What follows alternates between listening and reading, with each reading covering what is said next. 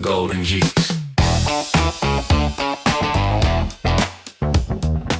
Welcome to what unmentionably will be called the greatest show ever broadcast across pixelated realities and the universe. I am your host, Simon Gregory, alongside the Crown Prince of Unmentionables, Jamikowski. How are you today, sir? The Crown Prince of Unmentionables. I got That's one. new. I like. Wow. I'm actually updating my LinkedIn profile as we speak. Crown Prince of Crown Unmentionables. Prince of Yeah. Yeah. I think that might be a title. I could probably rule a small nation. I as like the it. Crown Prince of Unmentionables, right? If you went back into wrestling, that would be a perfect transition back. I'm going to actually look into buying a small island now. So I can declare my independence as the Crown Prince. Because I had a thought about it. I wanted to make an undercover wear Batman, and that's why I got the idea. No, that's horrible. You don't want like a cowl that. No, I do not. No. No. Look, I can make you any cowl you want now. No, I don't want a cowl. No. Okay. Good.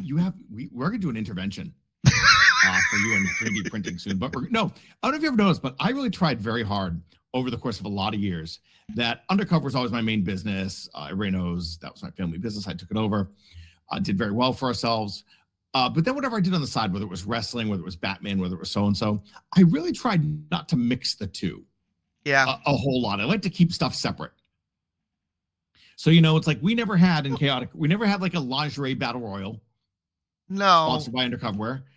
But everybody worked at Undercover Wear, though. Wait a minute. Hold on. That's different. Yeah, that is okay. Now, I will say the one public crossover we did, I don't know if you know this story. It's a good story. Okay. The one public crossover we did was when we brought in Sonny. Oh. We brought in Sonny, former WWE Hall of Famer, now incarcerated in Florida. For our own good. For our own good. Sonny, and we brought her in for Halloween Battle Royal, and I think that one we may have branded as like an Undercover Wear. That Undercover Wear brought her in. Okay. Because the part of the story you don't know is I was days away from signing a deal with her. To actually start her own line of lingerie through Undercover Wear. Within days of a deal. But how did that happen was we literally had, and we'd have to look up the year. It was probably 2015 now. But we had Sonny on one of her, she looked like $1 million again. It was shortly after her WWE Hall of Fame induction. But we got Sonny on one of her only completely dry and sober weekends. And there's a story that goes along with that about how we accomplished that. Basically, I never let her leave my site from the minute she landed to the minute she was done with our show. Oh my God. And the one time I did, we almost had an incident, but and that was it. She and I had talked, I could probably find the proposal somewhere that she and I were going back and forth on. We were ready to do the deal. And then she either got busted for a DUI or she had an incident at another show. And it was not a good situation. And I pumped the brakes. And then everything really went downhill. That is a shame. That was one of the only times I actually almost crisscrossed them officially. And then, like you said, then half the roster worked in the Undercover Wear warehouse at any given time. I mean, there were actually people on the roster that had bigger roles in Undercover. I mean, Mike Crockett, the referee, he was our graphic artist for years. Brian Malonis had a management position. But there were a bunch of people who came through the warehouse and worked as part-time jobs. Because a lot of times these guys, they're young, they're going to wrestling school. Yeah. The advantage of working in the Undercover warehouse was, much to the frustration of the Undercover management team, was whenever these guys had shows for us, Kettner or Kevin Knight, of course they could leave early on a Friday, which they couldn't get if they were working a regular job. No. The good and bad was they had flexibility to be wrestlers with me. Yeah. The bad was then they were working for me everywhere, and I kind of controlled their entire destiny for a while. And just to give you a little bit of props, you are the only pro wrestling promoter that I know that can say these types of things like, oh yeah, I used to have people come over and do some modeling and then they go, and it's not weird. Mm-hmm. Yeah. Yeah. Yeah, I've never thought to myself, oh, that's kind of weird. He said Tommaso was in the book, Tommaso was in the thing.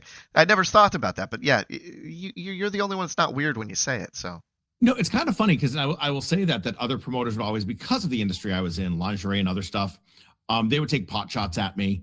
And the funny part is, like, peers of mine and other wrestlers would defend me because really, at the end of the day, they knew who I was as a person. Yeah. And really, outside of wrestling and lingerie and comic books and whatever, I was really kind of boring. I was just like a suburban dad who lived in Pleasantville with a wife and a daughter, who went to see nerdy movies. And so I think that was like kind of that weird dichotomy of people try to paint me with a brushstroke, but my own guys would be like, no, Jamie's not a creep. Jamie's not a wild person. Jamie's kind of just a loser. I mean, like, I never went out drinking with the guys after shows and stuff. Why? Because I was tired. Yeah. I need to go home, you know? You were the and so I think adult. You were one of the adults. Yeah. Right. I was the grown-up. I was the grown-up, and therefore I was really no fun. But I think that aspect of me helped protect me from a lot of that stuff. Agreed. You know, when there were incidents in or around the industry, no, you could never put me there. You know why? I wasn't there. I was home at that point. You know, I'm home watching Mythbusters at 1:30 in the morning because that's what I would do after shows. It's good to be a geek sometimes. Yeah, exactly. Yeah. Exactly. So we're gonna run off and start this conversation about Supergirl, mainly because the both of us went and saw this movie, and the internet tried to get us to do something that we wanted to do already, and then it didn't do a good job. It basically made us not want to do it, and then we got to the movie and maybe different feelings. So we're going to break this down a little bit differently than we do most of the time. We're probably going to do some spoilers, so do not kind of, if you're not into Supergirl spoilers or you don't want to hear about Supergirl spoilers, shoot ahead. We probably won't give any real spoilers until the end. We'll try to do it timeline-wise. But the reality is, I watched the 84 Supergirl right before I went to it. So I had a pretty low bar going in. What did you have when you Helen Slater. Who was the Faye Dunaway? Faye Dunaway. Yeah. Good, but insane in that part. Yeah, it's not a good movie. Again, I watched that movie probably 2.5, 3 years ago, because I think when I was at Prop Store, we got the Supergirl suit. We had okay. And so I watched the movie and I'm like, wow, that's not a good But yeah, so I was excited. I remember when the trailers started to drop for this one, for current Supergirl movie. Okay.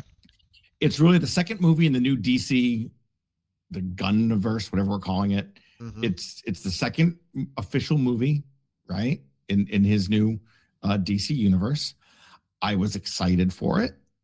It looked good. I like her. I like Millie Alcock. I like her a lot. From from House of Dragon. She was in season 1 of House of Dragon. Liked her. I liked her in Superman. There was no reason not to be excited about this movie. And then things changed. Yeah. People started to see it, and all of a sudden the reviews start coming in. And what was weird about this one was the reviews were from, we have comic book fans, which we'll talk about later, and their issues with comic book movies. But even regular critics started to just absolutely pummel this one. And my two things are, number one, I'll start with the fan side. Just because you have an iPhone and just because you have a podcast doesn't mean you are instantly knowledgeable all things cinematic. Yeah. And this is away from just superhero movies. It's like people will go and see a new movie by Spielberg, by Anderson. Pick your favorite director these days. And all of a sudden they'll be like, well, his cinematic choices. Go F yourself with your cinematic. Stop. You don't know. And I don't know if that's an LA thing for me out here, that I've dealt with a few people. Oh, well, everybody's an expert at everything today. Just shut up and go enjoy the movie. There's a couple of things, right? There's a couple of specific scenes that people pointed out, but I think one of the major things that people talk about, and we will talk about this at the end, is the writing of this movie. So I'm going to just ask you straight out. The writing of this movie, what did you think? Did you feel like it was poor writing? Did you feel like it was... What are the thoughts? I thought it was fine. Yeah. I thought it was good. Look, I thought the movie, it was a good movie. Will I watch it again? Yes, when it's streaming. I will probably watch it again a second. Just like I watched Superman a second time. I would say this Supergirl movie, I'll tell you when I'll watch it a second time, this will be a perfect airplane movie for me. Okay, yes. When I'm on a plane, a good airplane movie. I'll watch it again. I thought the maxi series it was based on, Supergirl Woman of Tomorrow, borrowed heavily from there, with one key difference at the very end that it's getting absolutely killed for. Just beaten up for. Just tore up for. And I understand, but again, I can see both sides of that one. I did find at times, the one scene that probably bothered me the most, this dials into what your question that you asked. I think what I find with writing, what I see in writing a lot is like forced dialogue. Okay. And what really bothered me was the scene of Kara's mother is dying in Argo City. Mm-hmm. And on her deathbed, she gives this big speech about you can just make sure you're always good. That doesn't mean you can't be tough. That doesn't mean you can't send, and that one, it felt so forced to me. Yeah. I guess all the scenes still left on Krypton, right? All of those scenes still in that area, to me, I know what they were trying to do. I get it. I understand they didn't want to start off another movie the way you've said it a million times. If I don't have to see Batman's parents die, credit to Matt Spectro and the Matt Spectro pod. Those are the Spectro rules. Okay. The Spectro rules are in movies. The three things you never want to see again: Uncle Ben getting killed. Yep. The Waynes getting shot in an alley, and Krypton exploding. And that's the thing. They did a good job of taking that and putting it in a different way. However, just the concepts, like, of why and how, I don't know. Like, it all seemed very shoddy. Here's a good example. One thing I thought they did really well writing-wise, and again, I'm trying to look at this as, I don't have this vast knowledge of superheroes in my head. Like I said, you and I, we go in there with an advantage. We know Kryptonite hurts Superman. Yep. We know Green Lantern's no good against the color yellow, that kind of stuff, right? I thought they did a really good job of telling us where she had powers and where she didn't. Agreed. Red sun, yellow sun. They even introduced the green sun, which was new to us. Yeah. But they got us there. And it's one of those things where, my wife had no understanding of what a red sun, what a yellow sun does. She knew the yellow sun helped Superman. That was about it. All the rest of this. But she got it. And I think the writers of this movie knew that they were going to be bringing people in that simply had never seen the comics. And that's cool. I like that. I want that. The concept of a comic book, the first time you ever open one, isn't, ooh, let's see what, really dark and gross stuff is happening. It's, hey, let's have some fun, right? Let's read something let's look at pictures. And I thought it did a great job of doing that. I thought it did a great job of doing that to a mid-teens, late teens, mid-20s group. If you notice, they're not aiming superhero movies at 12-year-olds and 13-year-olds anymore. No. They're aiming them at 18, 19, 20-year-olds, like the teens and up into the 20s. I think those are the ones that keep fandom very long. They grab it and hold on to it for a long period of time. Well, again, like we said, they did the solar part really well, the superpowers, right? To your point, though, they didn't do a great job on the Krypton part or the Argo City part. Yeah, right? They didn't really explain. They told the story of, okay, Why did she get to Earth late? Yeah. Great. Then they lumped in the kryptonite poisoning. And I think the biggest disservice they did, and this is where I'm going to be one of the people I just said I hate. I thought the biggest disservice they did, though, by showing those scenes of her growing up in Argo City, she wasn't a train wreck. No. Yeah. She wasn't rebellious. She seemed to be there fun and warm and loving. And she even, she gets Krypto at her mother's funeral. Did I get that right? Or is that somebody else, right? No, you picked that up. Yeah. She gets Krypto at her mother's funeral. Yeah. But I'm like, so I didn't understand why that switch happened. And I get her planet blew up. They want to make her different than Superman. But I don't know, maybe show her, if you're going to show scenes there, maybe show her being a bit of a shit there too. So to get that speech from the mother. And again, I'm going to I think I said to you when we started, there were a couple of scenes that bothered me. This was one. Mm-hmm. I agree with that too, by the way. It was all very forced. Speech didn't make sense from her mother based on what we'd seen, because she'd been nothing but good. Yeah, you're right. And I was just about to say, I understand the transition. Like, if you were good your whole life, she genuinely seemed like she was just going to be content dying there with her family.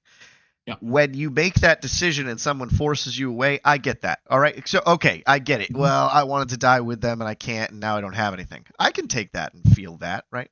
On the other side of that, you're 100% right. Why would she be telling her to be good and she doesn't have to, or whatever? That doesn't make any sense. So, yeah. And that's plot convenience, because they needed her to say that. Mm-hmm. So it could come back at the end with the other little girl. And so, again, that was one scene that bothered me. So before we move on to another scene, I do want to point out something you just said. Yeah. You are mentioning the fact that the writing of this moved in a very specific way. And if we're going to look at this from the pro wrestling perspective, right? That right there is where you get some heat, right? You get some sympathy for her. You build that. They did a good job, and I'm going to make the argument later with Lobo that they did a fantastic job there where a lot of people think they didn't. But when it comes to this specific area, there was nothing to make you feel anything about the loss of her planet. Correct. It didn't. The whole point, the thing that you're supposed to feel there is she feels, disconnected from everything. They didn't do anything to talk about how, every once in a while, well, I don't have a home. But the reality is, they didn't really push that. If they had pushed that, you'd understand. You would have been a little bit, okay, I get it. It at least would feel that way. But they didn't do anything to push that. I think that's if you ask me the one problem, that's the one problem. I could have used more if they were gonna use flashbacks. It's just me. I could have used less flashbacks to Argo City and more flashbacks to perhaps her trying to help her cousin on Earth. Yep. And not getting the accolades. Absolutely. Or messing up. Because again, I think the biggest disconnect we have in the movie is, why is she being such a shit? Yeah, why is she so annoying? I'm going to speak and watch how I'm going to bring my real life back into this.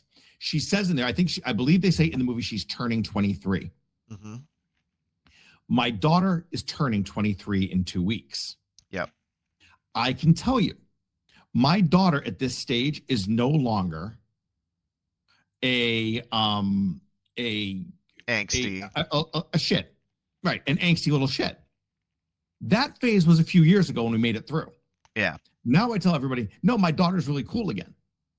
After she turned 21, now she's like, no, my daughter's awesome again. No, she is. She's awesome for a while. Good God, talk to Cheryl. But no, for a while it was awful. But yeah. It's almost like, no, she's past the age, right? You need to tell me why. Why is she so? I think we can take a little bit of that from the planet, but you're right. If we had scenes of her maybe not saving the day, and then Soup's having to come do it, or Soup's doing something that takes, yes, absolutely. Now we've got something to work with that at least gives us a reason why she was so, kind of annoyed and just troubled, I guess is the best way to put it. Yeah. But to your point, I liked Lobo. I think one thing I liked is, I feel like we got just enough of certain things in the movie to add to it, but not take away from her as the main character. We got to see Superman. For a while there, I had a pit in my stomach that in some way, because I had heard there was a change from the comic, but I didn't know what it was, so I saw the movie. I really thought at some point in that movie, Clark was going to show up and somehow help save the day. Oh, yeah. He didn't. Yeah. No, so good. You got a little bit of Superman. I was actually glad that they kind of took Krypto out of the story early. Good call with that. Yeah, you mentioned that. That's a good call. Yeah. Kind of walk through. What do you mean by that? Well, a lot of people criticized Superman, the last Superman movie, that Superman gets his ass kicked for the entire movie till the end, and even then Krypto has to save him. Yeah. There was a lot of I thought Superman was kind of a buddy movie with Krypto at a lot of times. They wanted this one to be heavier and darker, and she's facing all these moral conundrums. They had to remove the silly dog character, so they sidelined him. We got him at the beginning. We got him at the end. That was enough. And I think that was a perfect use, I think. Yeah. And I think Lobo was well done. Don't sleep on Krypto. They used a dog dying. Yes, that must have gotten to you. Oh, no. They used a dog dying. That, like, the entire movie attached to the seat. My wife is like, that's all you have to do. You can just hint that maybe a dog's going to die in a movie, and all of a sudden, we either aren't watching the movie or we're watching it to John Wick this shit. So, yeah, absolutely. I feel like that was the case, so. I don't know. Yes, I thought so. Do you know there's actually a website out there, so we get completely off topic? Okay. There's a website called doesthedogdie.com. Really? I need to know about that. And you can look up popular movies, and it will tell you, does the dog die or not? Funny story. So I cannot remember. Oh, Punisher. We remember the Punisher, right? We didn't even talk about Punisher. You saw the Punisher film? Yeah. In the beginning, dog dies. Yep. Mel was like, we're not watching this. And I go, no. Trust me when I tell you he's going to get it. He's going to. Well, that's going to be fixed. John Wick built an entire franchise on They Killed My Dog. Entire franchise on it. It's a great franchise, too. I watch every one, so. But yes, put a dog in jeopardy, and they did that well. And like I said, the last one was, the sprinkling of other characters is Lobo. Cheryl actually said that she thought he was going to be in it more, but that's mostly because she would leave me for Jason Momoa tomorrow. So with that notwithstanding, I thought they did a good job with Lobo. Again, I think Lobo, Soups, Krypto. If the movie were Thanksgiving dinner, they were the side dishes. They were the cranberry sauce. They were the mashed potatoes. So green beans. A lot of people talked about Lobo, and there are people out there claiming that Lobo stole heroic beats from Supergirl. Now, to me, I disagree with that statement completely, and I felt like they worked all of those scenarios in a way where Supergirl didn't need Lobo's help, but he bought her the time. Yep. And that is okay too. Like, to me, that's pro wrestling. Like, that's sometimes you just need to buy some time. Sometimes you need to take the attention over here so that you can work something over here. So that's what I felt they did. And especially in the end, right? He didn't even really touch the other guy. He just kind of distracted him. Right. So that she can catch some time. Right. He went after his guy. Yep. He was busy on his guy. He literally had his own side quest. He helped. Yeah. They kind of messed up the whole. He helped mess up the pirates, or what were they called? The brigands. Yep, the brigands, yeah. Which it makes sense and it's fine. Like you can show some vulnerability. The only thing that, in my opinion, you can't do with a superhero or Superman movie or Supergirl movie is not show vulnerability. At a certain point, you screw the whole thing up.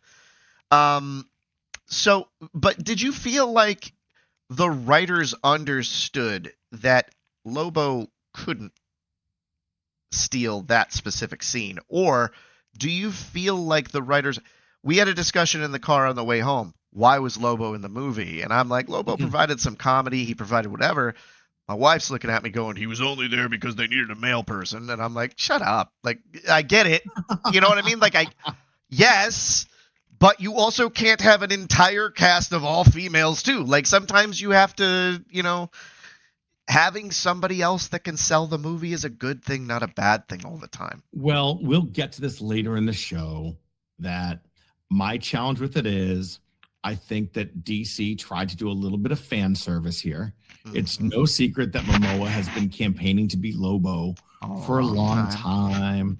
There's been some heat on DC about things are always changing. What universe are we in? And to your point, and we're going to talk about this in a little bit too, female-led comic book movies tend not to do well in theaters. And if you've got to add something in to get a certain demographic in, Jason Momoa is not a bad one. I believe Millie Alcock could have sold this movie. I do not believe you needed Jason Momoa. And if you were doing it based on ticket sales, right? If you were looking at this movie from box office, I think having her leading this movie before all the bullcrap was going to do well. All the bullcrap starts. Now, this started with Miss Marvel. Captain Marvel. Am I wrong here that this concept, this weirdness of conspiracy, do we want to move to that, or do we want to keep? What are we doing here? No, we can. No, and again, I'm the one who brought this up, and yes, there is an inherent challenge with launching female-driven or female-lead comic book movies. This was a victim of it.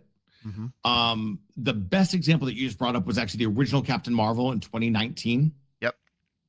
Where, for whatever reason, it would appear that... I'm going to take that back. There seems to be an issue with female-driven comic book movies.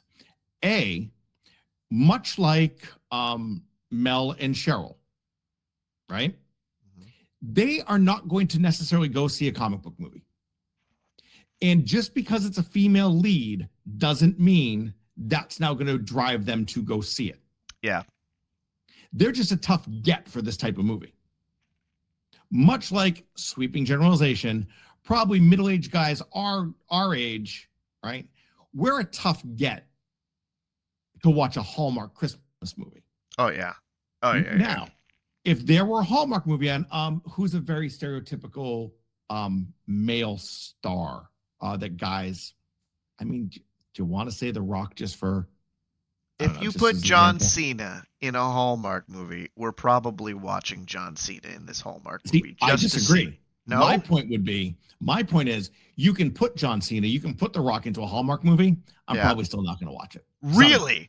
Okay, so I was thinking I would watch that just to see how ridiculous it is. Like, that, to me, I would give it the...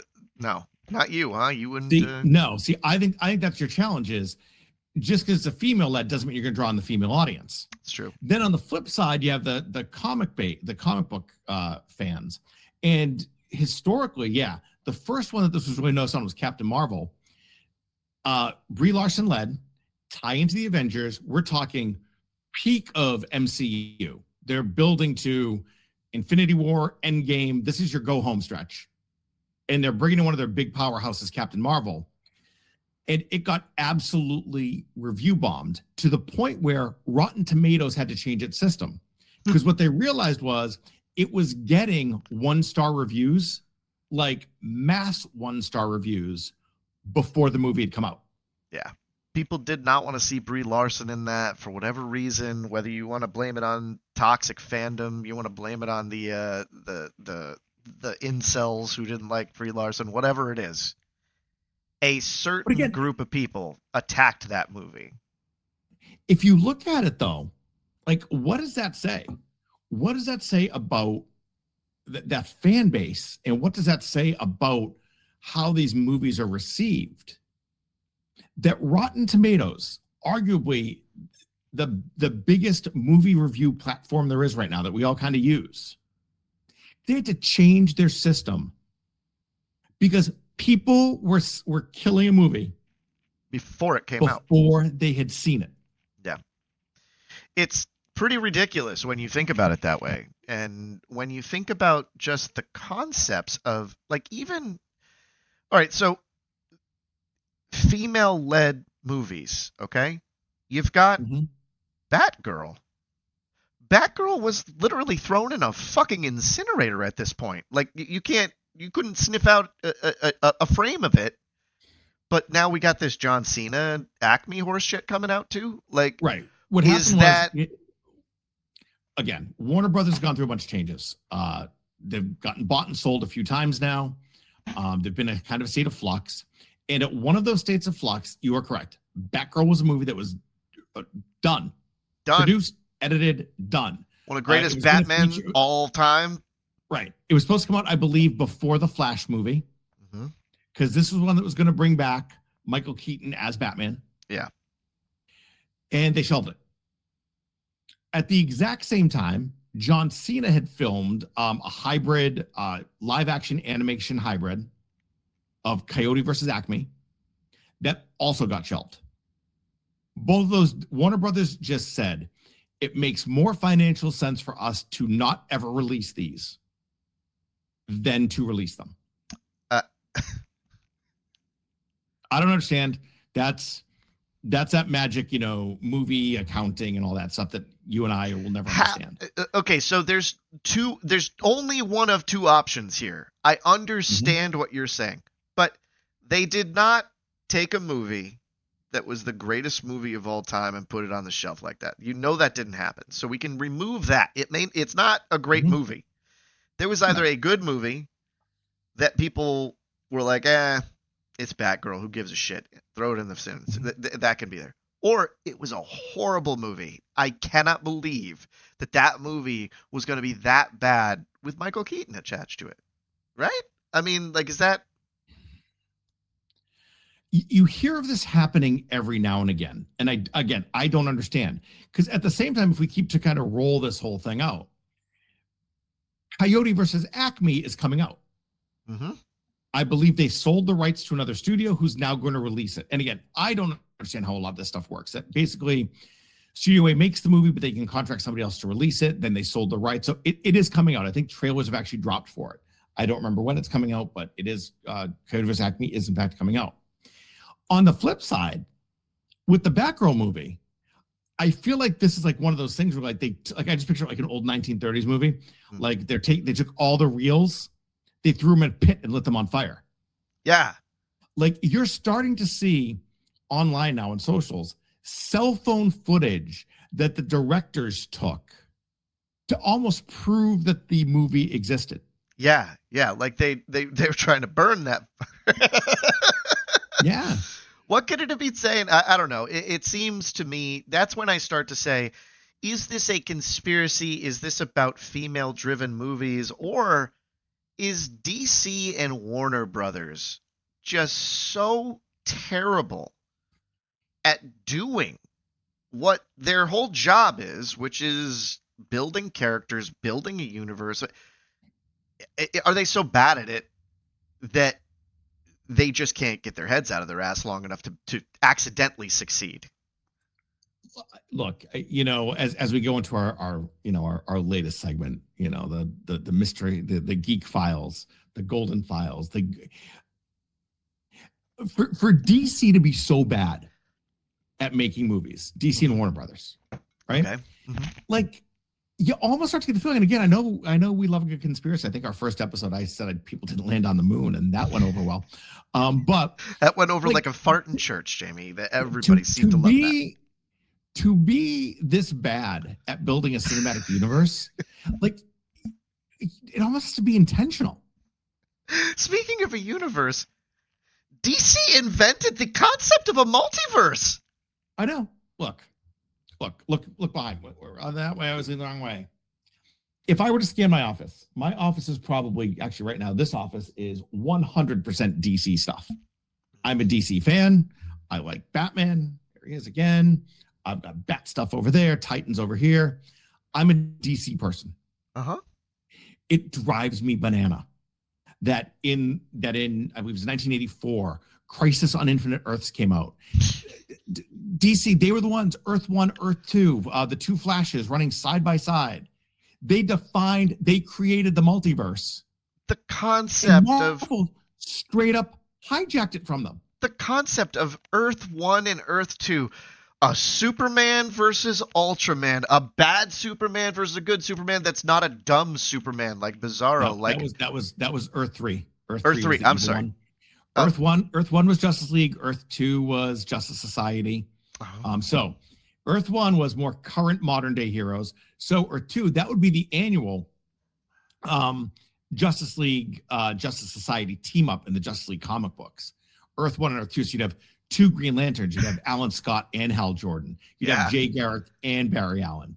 So, but no, they invented it. And then they invented it. But now Marvel, Doctor Strange, and the Multiverse of Madness, they just took it. Not only did they take it, people actively say, "Oh, the Marvel multiverse thing." Mm-hmm. It's a throwaway thing that they say now. Oh, yeah, the Marvel multiverse thing. It's not even like the comic multiverse thing. It's the Marvel multiverse thing now. They straight up stole that shit. I don't understand how. Ow! I could argue, DC, you have the big three of superheroes. And what I need everybody who's listening to do, especially if you're younger, right? I need you to turn off your post-2008 brain for a minute. Okay. Because I got it.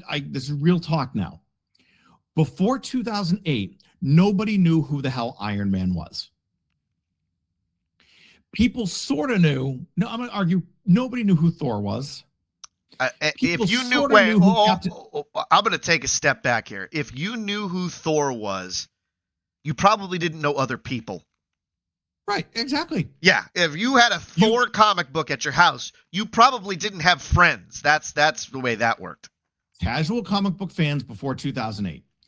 You knew Spider-Man because Sony had done their Spider-Man movie. Tobey Maguire and Garfield movies had come out by then. No, just Tobey Maguire. Sorry, Andrew Garfield movies had not come out yet. Oh, so Tobey Maguire had come out. So you knew Spider-Man, but he's also on that upper echelon. You probably knew the Hulk because of the Incredible Hulk TV series years ago. And the third one I would argue you probably knew is Captain America. I was going to say Captain America probably was going to be, yeah. The X-Men. No. Well, wait a minute. What year are we talking about? You're okay. X-Men movies started to come out early 2000s. I think 2004 was the first one. Okay. But again, yes, you're right. So okay. But if we're just talking straight up, everybody knows Batman, Superman, Wonder Woman. Not a chance. And I'll throw in Spider-Man's going to be the fourth before 2008. Nobody knew Iron Man, Thor, Hawkeye, Black Widow, Doctor Strange, Black Panther, Vision, Scarlet Witch. Nobody knew them outside of comic book fans. Arguably, the B team at that time, and frankly, I would say not arguably, the X-Men were the A team in Marvel. There was nobody. There was nobody that didn't like. If you talked about Marvel, that's what you were talking about was X-Men, and somehow built an entire multiverse and billion-dollar industry off of a B team character. And again, but now on the other side, you've got the big three. You got Superman, Batman, Wonder Woman. I'm going to continue to talk as we go, but if this were a sports analogy, this is like you've got Tom Brady, Randy Moss, and Gronk in their prime, and you lose to a team with a bunch of scrubs and like you said, B-teamers. Hey, you want to talk about today? How do you do that? If you want to talk about today's world, and I'm not trying to be a jerk here because we got friends that work for this company, but AEW flubbing Danhausen. Just absolutely missing the Danhausen thing. They basically handed WWE money. Like, and they had no idea what they had. I think that's the same thing. I think DC in this world is the AEW of the two. It's DC Universe kind of gets stuck with what that is. Like, how can you screw up Danhausen the way they have? They fell into money with Danhausen. Yeah, like I said, on the DC, and you've seen that over the years in wrestling, sometimes when somebody will move back and forth. And I think Danhausen is probably the most recent example. I mean, the other one is there's kind of been a bit of a run, if that's the direction we're going to go. Because if you think back, as recently as probably 5 years ago, remember what happened? AEW starts mass exodus because Tony Khan starts paying stupid money. And all these people jump from WWE and go over. Then things settle a bit. And if you look, really anybody who jumped from WWE to AEW, nobody did anything really different. They were just kind of the same person over there, just with more creative freedom, apparently. Then pendulum swings the other way. And if you look back 5 years ago, right? AEW had Cody Rhodes, CM Punk, Danhausen, Jade Cargill. And I will say again, I'm not a huge Jade Cargill fan in general. But her debut. Yeah. I remember the two examples, and we'll kind of go to our next segment of what's truly wrong with the DC universe. But I remember Jade Cargill and Mercedes, Sasha Banks. They almost crisscrossed. Yeah. Mercedes went WWE to AEW, and Jade Cargill went AEW to WWE. When Mercedes went to AEW, AEW did everything they could leading up to her debut to tell you she was a superstar, that she was the CEO, that she was the second coming of female Jesus to wrestling. From her intros, I think they debuted her in Boston. Everything they did was to tell you she's a superstar. She's a superstar. She's a superstar. When Jade Cargill debuted in WWE, her open, they backlit her. They had her theme music, and she posed with that incredible physique. And your first reaction was, holy shit, that's a superstar. I think I sent you a text message that said, if you could just take an action. I wanted to make a movie. I was like, Jamie, let's put together a screenplay of the Mannequin. Do you remember the movie Mannequin? You do. Yes. Instead of Mannequin, though, it would be action figures, and you just take a Jade Cargill action figure, and that is what it comes to life as. Like, that's what she looks like. She looks like if you just took an action figure and just brought it to life. You're 100% right. To bring this back to how we started, sometimes I feel like DC is pressing us so hard to say to us, these are great superheroes, these are great superheroes, these are great superheroes. Whereas Marvel just bangs in with boom, and all of a sudden you're like, holy shit, this is a great superhero. My last comparison I'll make is look at the introduction of certain characters. I'll bring up Black Widow. And I'm going to keep this in my lane now because we're talking about female characters. Do you remember Iron Man 2? That's where Scarlett Johansson debuts as Black Widow. Yep. She's undercover as Tony Stark's assistant. First, she does a scene with Happy in the boxing ring where she lays him out. And then there's the scene where they're breaking back into, I think it's Stark or I forget which headquarters are breaking into. And Happy is fighting one guy for like 3 minutes. And she... And he turns, and she's taking out the entire hallway. There's my difference between the two companies. DC just spent an entire movie telling us why we should care about Supergirl. Marvel did it in one scene. Yeah. And I think that's all it is. Just understanding how to make people, how to build characters. I mean, it's a pro wrestling issue and it's a story issue all across the board. It has nothing to do with just pro wrestling. It's across the board. So, I know we got a new segment here. We both have kind of gone back and forth. First of all, you have on numerous occasions told me that you are trying to get yourself on game shows. Is that correct? That is my one goal before I leave LA, wherever my travels take me next, is I have to get on a game show. You've got to get yourself on a game show. So, I love you, buddy. You're my favorite. Yes. And so I said to myself, you know what I want to do? Love me too. I want to start Jamie and give Jamie a game show. So we've got Golden Geeks Feud. So the topic today is what exactly are the 5 top reasons why Warner Brothers and DC can't create a universe? Like, just can't seem to get out of their own way. And we've got the Golden Geeks thing. So once again, my caveat on this is I want everyone to remember. Okay. I am inherently a DC Comics fan. Okay. I read more DC. I know more about DC. And one of the things that infuriates me more than anything is that DC cannot seem to get their shit together and build a cinematic universe. So we have talked in depth about Supergirl today. We've talked about Batgirl going on the wayside, but there are a number of reasons over there. Yeah. So we kind of worked through the 5. What do we do?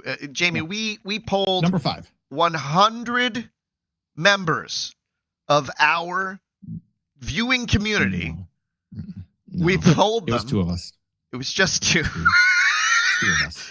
It was really just 2 of us. And we've got 5 reasons why the DCU is out of control. You ready for number 5? Yes, number 5. And the comic book wave has peaked. Yep. All right. So now what we mean by this is the comic book wave has peaked is, did DC simply miss the curve on this one? It's possible. I view the pinnacle of superhero movies was Endgame. Okay. And that we could fill an entire show about why Jamie loves that movie so much. Endgame. Never in the history of cinema, of anything, has a company brought together, was it 23 movies at that point? Yeah. 23 movies and shows into one cohesive ending that actually worked. They brought it in, dare I say, flawlessly.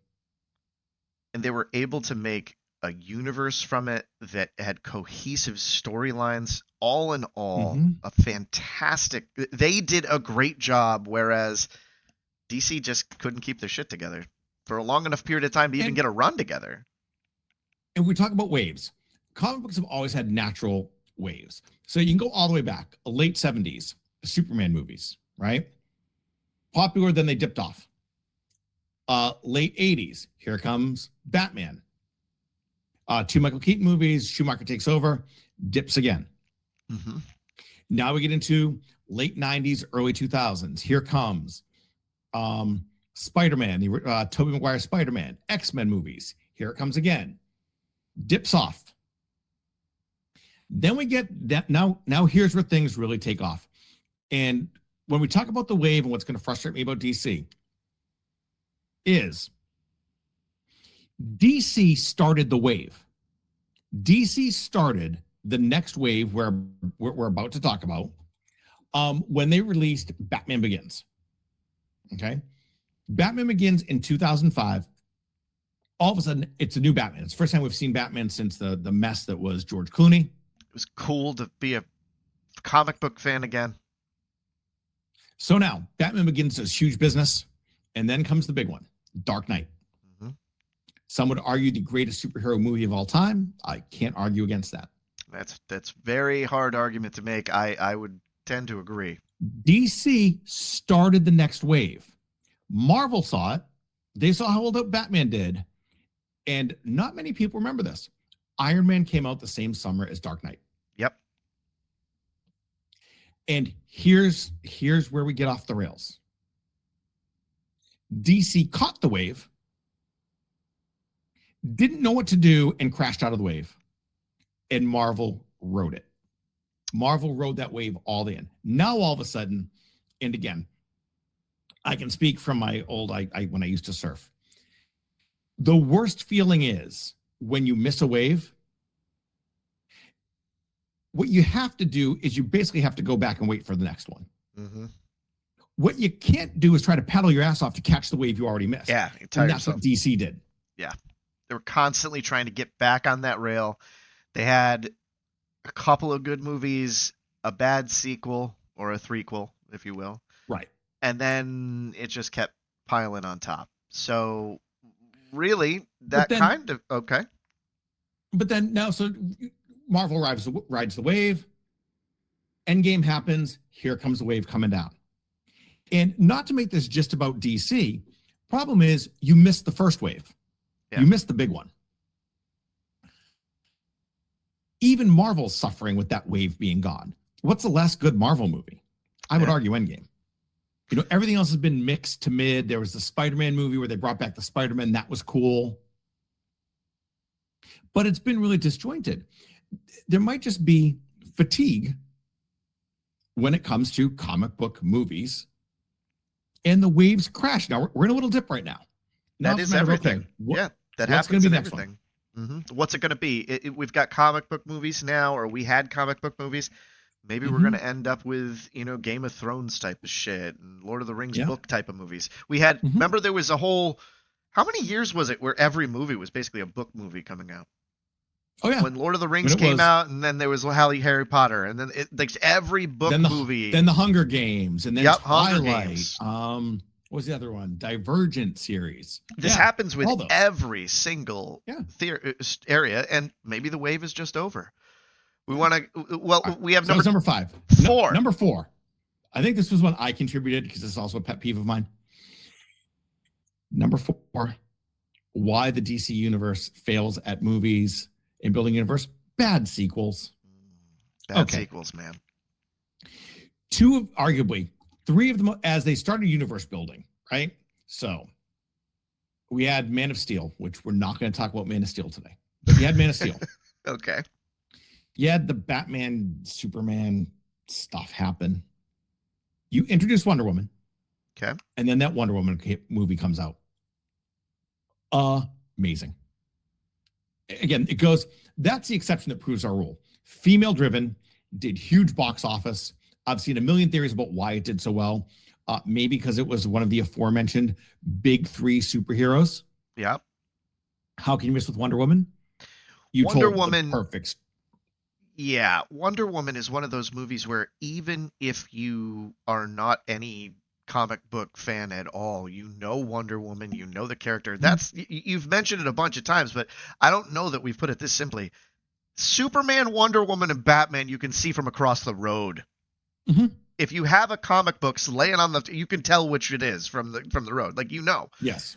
And my sister, who knows nothing about anything pop culture, went to see Wonder Woman.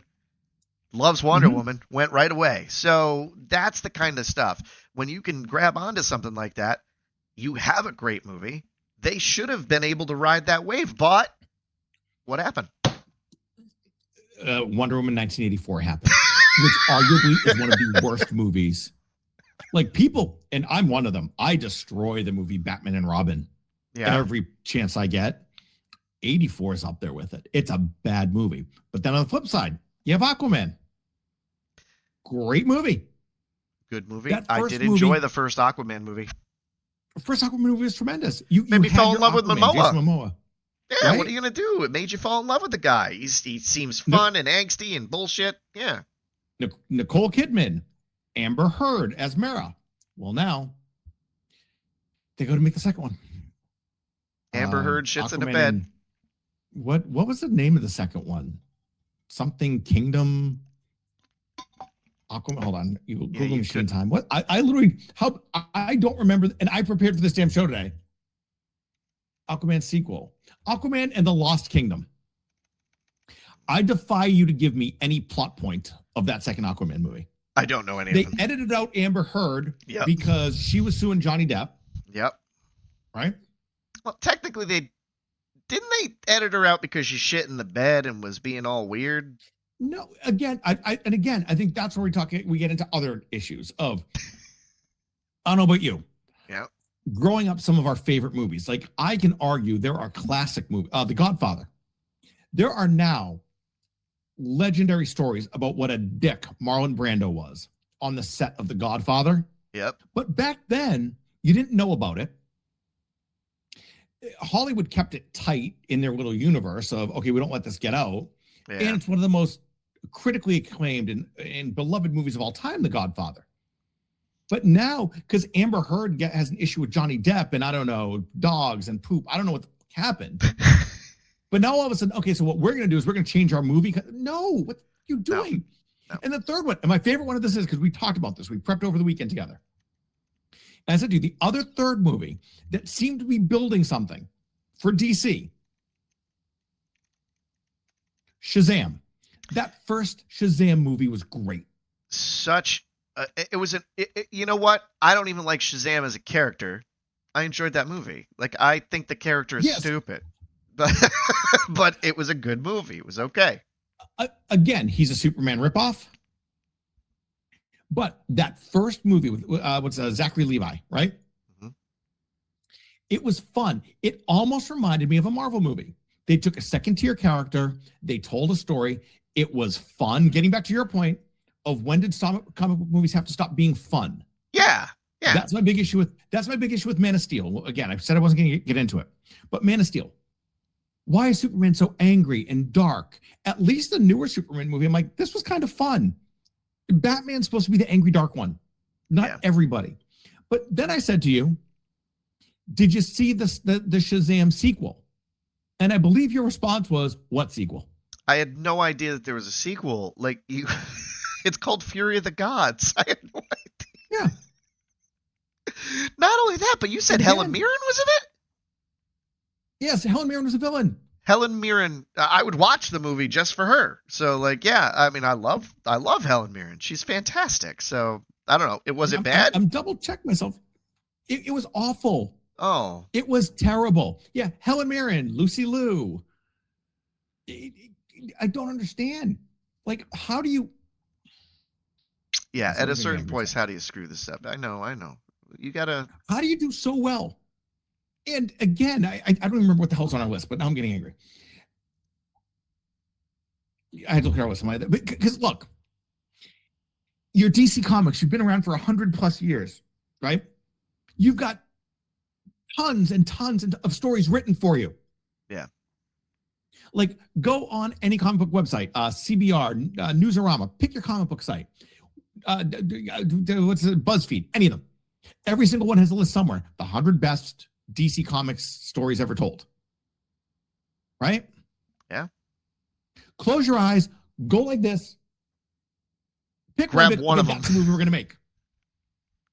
I mean, instead, you release this schlock of Wonder Woman 1984, Aquaman Kingdom of fuck all, and Shazam Fury. Why? Why don't you make good sequels?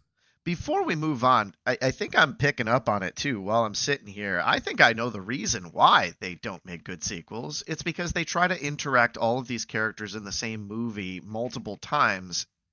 Like, you have Batman in Wonder Woman. You have, like, at a certain point, keep the characters separate and then bring them together for a big event like the Justice League. You don't have to keep mixing them in with each other all the time. Do you want to get me started on the bridge scene in Flash? Uh-huh. When Batman, Flash, and then Wonder Woman shows up out of nowhere, and they repeat the joke of, I think, Batman and Flash are both touching the magic lasso, and they say silly things. It makes no sense. And if you watch that scene back, it is so obvious none of those actors were ever there together. Well, and okay, the feeling you got at the end of He-Man where it was like, okay, these guys are all laughing, having a good time, doing their thing, and it was obviously a throwback to the cartoon. That should have been what that looked like on the bridge. It should have been a throwback to a comic book type of joke that they would put in there. That would have been in comics, but it didn't make any sense to put it there, and it didn't feel like a comic. It felt like a real movie where now people are saying stupid shit. Related to bad sequels, we can end this because we got to end this podcast anyway. But bad sequels. Now, let's continue along this. The Robert Pattinson, the Batman movie, gets great reviews. How long ago did that freaking come out? Are we going on 3 years? Yes. And that is a huge problem with the DCU. The other one. Jesus, I missed the biggest one. Wait, I missed the biggest one. The Joker. I know. With Joaquin Phoenix. I didn't think you wanted to talk about that. That was like number one. I don't. Joker. I forget things. There are so many bad sequels in the modern DC universe. Joker, horrible. And then they do that whatever the bleep that was. Well, and the atrocious bullshit of these are in different universes, but then we do nothing to explain to you why the Joker is in a... I get it. I understand it's artsy, but also just help some people out. Help some people. Stop acting like your entire audience is so smart, because most of them aren't. Most of us aren't as smart as you think we are, is really the problem. But this gets back to your conspiracy theories. To make a movie that bad, that second Joker movie, with Lady Gaga, try to do it. And Joaquin, right? Like you all, like, is there an office somewhere in Warner Brothers lot? And I've been there. Maybe I'm gonna go. If I ever get on that lot again, I'm gonna get thrown off because I'm gonna go wandering. Because I'm gonna start asking security guards. I'm like, hey, can you please tell me where's the conference room where they're undermining the DC universe? Because it's got to be here somewhere. Because like, I don't know how you make a movie that bad unless you have a room full of guys going, all right, guys, look, here's the deal. We made a lot of money. We need some write-offs. Yeah. So I need a movie to do really badly. But it needs to be like a big name movie so we can take a huge marketing. Like there has to be a reason. You are 100% right. That is absolutely a conspiracy, and we're going to find it. We're going to go to the bottom of it. Okay. But we can't go to number three. Number three. Ready? We went back and forth if you were going to allow me to put this one on here. But number 3. Bad CGI. Okay. So I can only keep comparing. Go ahead, you first. I did not. I felt like, it's been a long time since movies have had bad CGI. That being said, I did find out when we did the research for Supergirl that apparently people were pissed off about the CGI in Supergirl 2. People thought that there was some kind of bad CGI that went around with the space bus sequence, that it was just bad CGI in general. But to me, I didn't even think about that. To me, the space bus looked fine. I didn't have a problem with it. What do you see when you see bad CGI? I didn't notice a lot of bad CGI in Supergirl, to be fair. Okay. I go back to my biggest examples are, and I have to compare and contrast with Marvel every time. Thanos. By the time they got to Infinity War and Thanos, the two I use in those are Thanos and Hulk. Like, I'm still amazed that when I see Hulk in some of those movies, what a great job they did putting Mark Ruffalo's face kind of as a CGI Hulk. And then Thanos, like, I believe, like, when I watch those movies, that CGI was so good on Thanos, the way they with Josh Brolin, that I feel like if I went on a break at Marvel Studios, like in the cafeteria, like Thanos is sitting there, when they interact, it looked so legit. Yeah. Compare that to Steppenwolf in the Justice League movie. It's awful. Like, I remember watching Justice League, and I remember seeing Steppenwolf and the Parademons. And it was hot off of like Infinity War and Endgame and that final phase of Marvel. And I remember sitting there going, why are they so bad? Like, don't you just call the same people for all these things? Don't you call ILM? But like, or like, is Warner Brothers, like, are they cheap? Like, does ILM come back to them? Like, does ILM come back to them, or the SFX places? Do they come back and are they like, okay, well, blah, blah, blah, Endgame this, it was $40 million. And is Warner Brothers like, that's a little steep. What can you do for 20? Because that's what I feel like. I think we can talk about that a little more later out on their CGI. Yeah. I think that's another piece of the puzzle. Let's look at number. Go. There was that one. Again, the one that you wouldn't let me bring up, but I'm going to anyways, is Superman's mustache. Come on, right? Let the guy have a mustache. They have to do a reshoot. But again, this is going to get us. This is a big one, though. Again, in this age of freaking Rogue One. Yeah. Rogue One. We have a de-aged Carrie Fisher show up. Mandalorian. We have a legitimate-looking de-aged Luke Skywalker show up. Yeah, when you can have that, it makes it feel bad. How is it? Again, it's not like I'm watching. Look, if I go back and I hate when people go back about like older movies and people are like, the special effects in Star Wars don't really hold up anymore. F off. It was 1977. It was amazing what they did back then. It was amazing how they did that. This is not stuff that doesn't exist. It's not like I'm criticizing them for things of, oh wow, should have done this better. And people are like, well, you can't really. No, it does. I see it. But you just do it worse. Yeah, you just did the bad part. You just did the shitty part.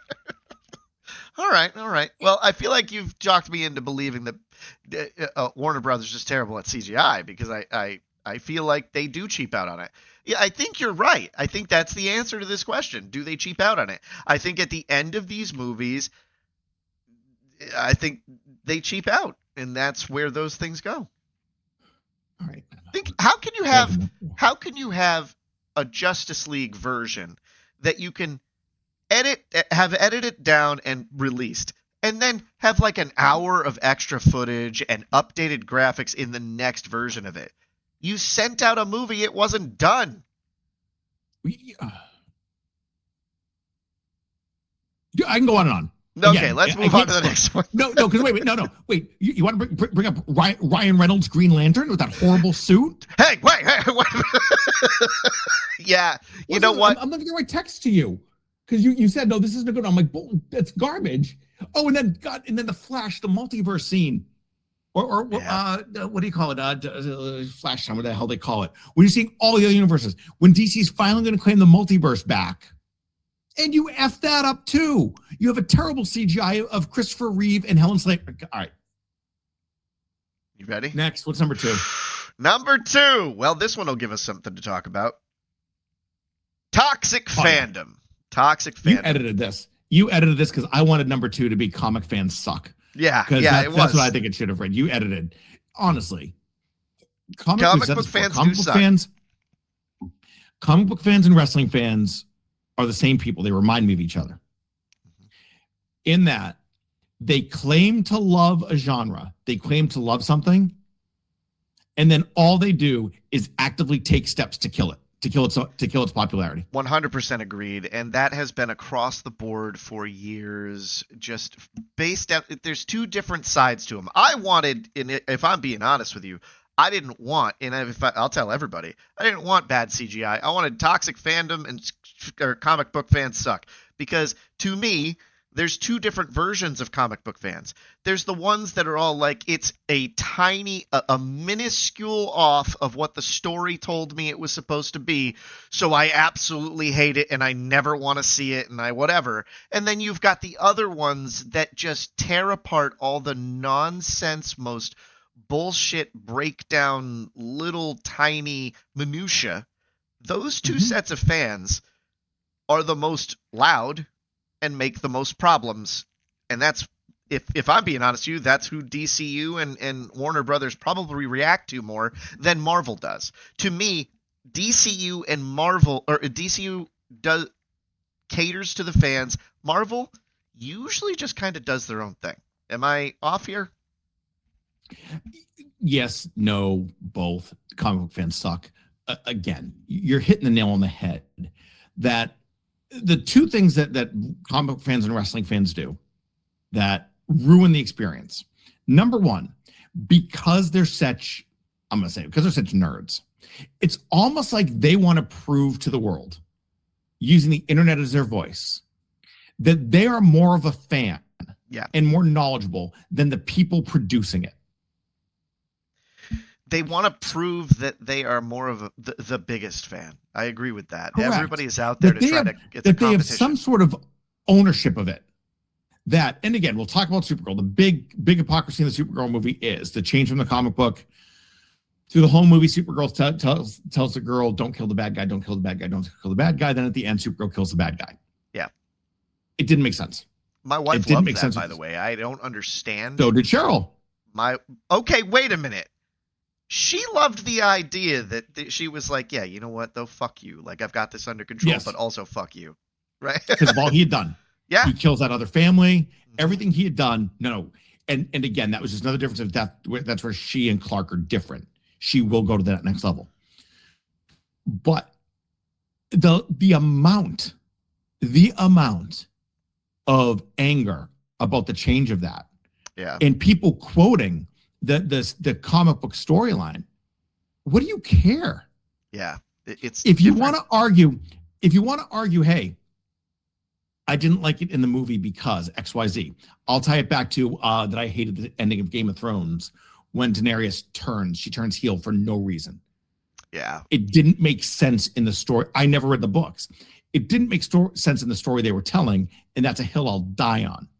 Yeah. The hill I wasn't going to die on was, well, because, in the books, but no, shut up. And then the other thing that happens with comic book fans is, and this is so true of wrestling fans too, is they fantasy book things. They write things in their own head. Yep. And then when it doesn't happen on their screen, they get angry. Mm-hmm.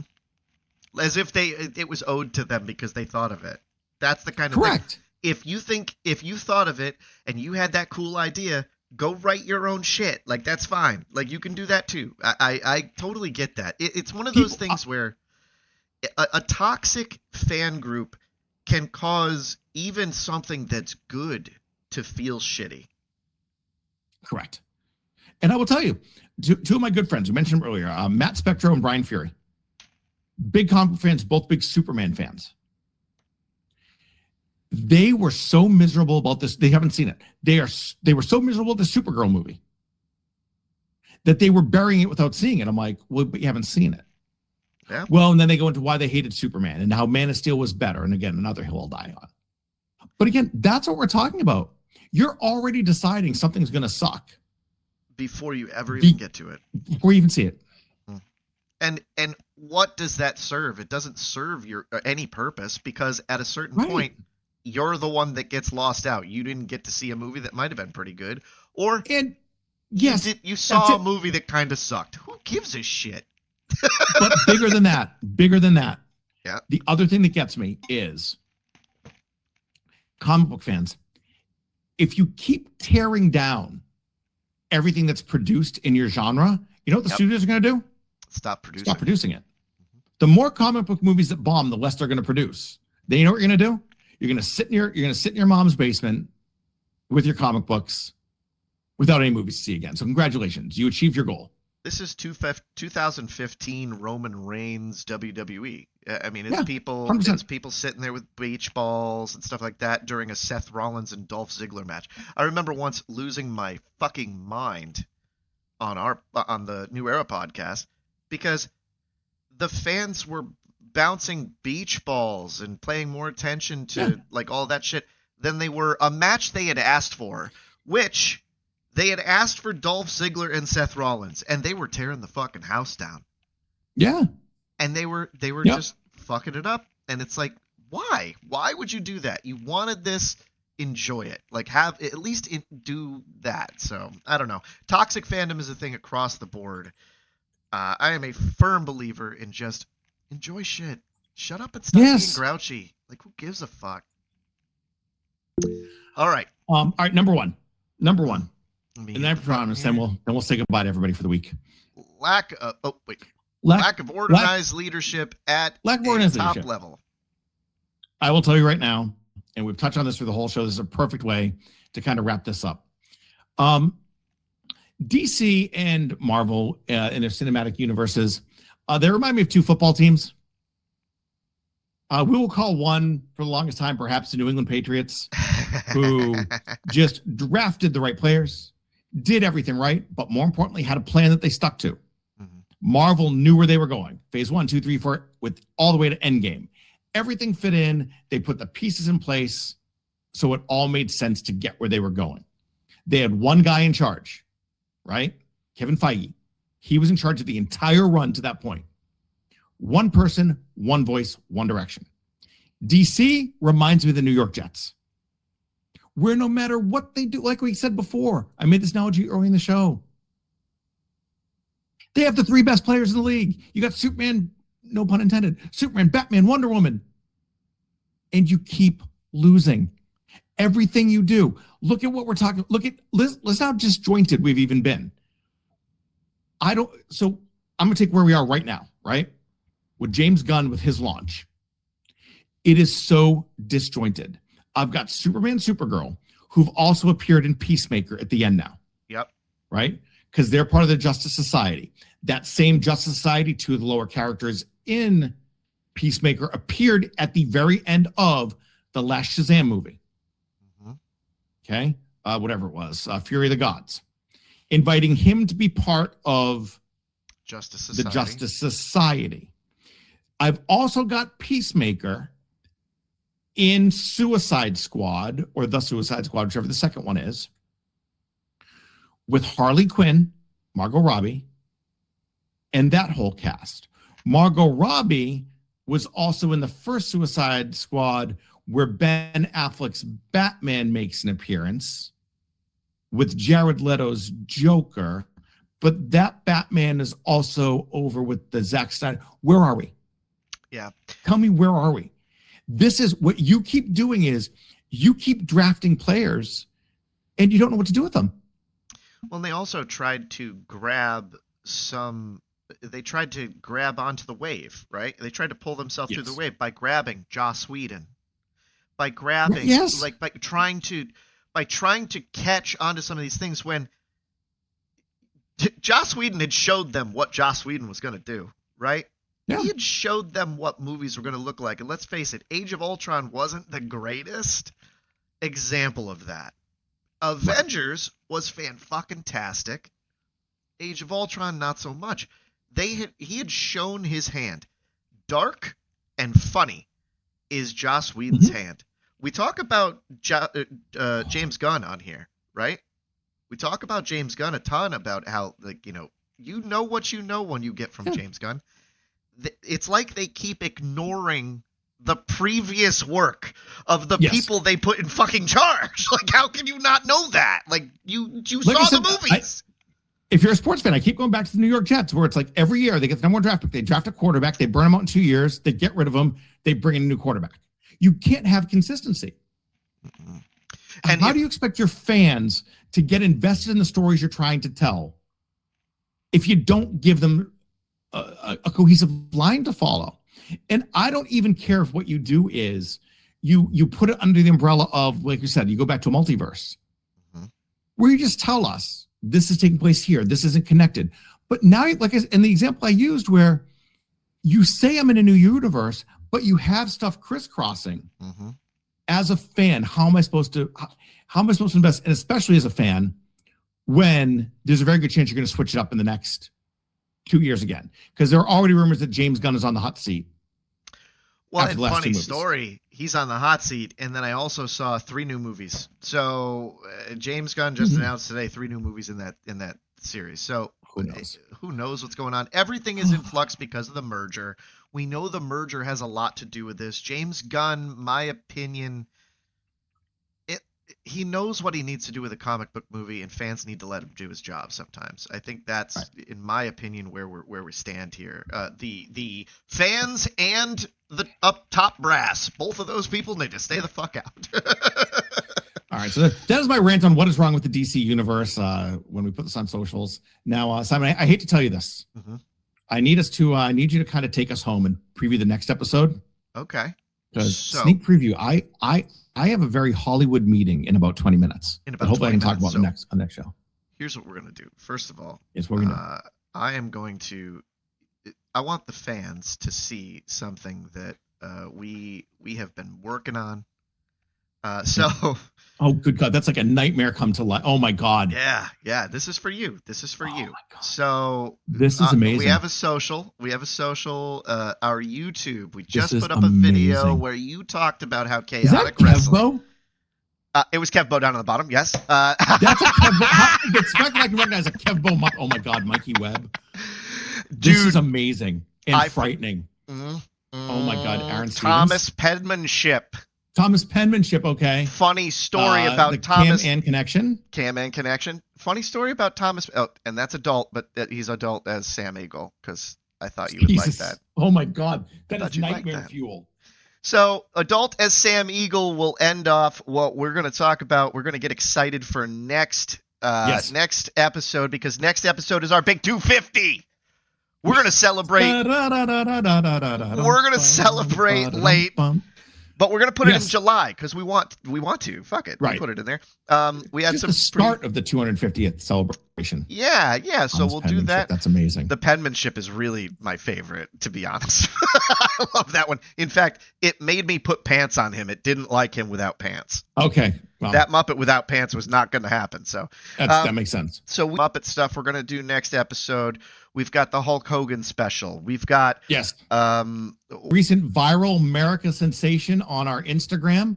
I think we're up to like over 200,000 views and comments on my latest video, and I have another one in the works. But yes, a lot of you assholes. I'm gonna put this out there. A lot of you assholes out there have more followers than us, and you get 200,000 retweets all the time. And you know what? It was hard for us, so fuck you. That's.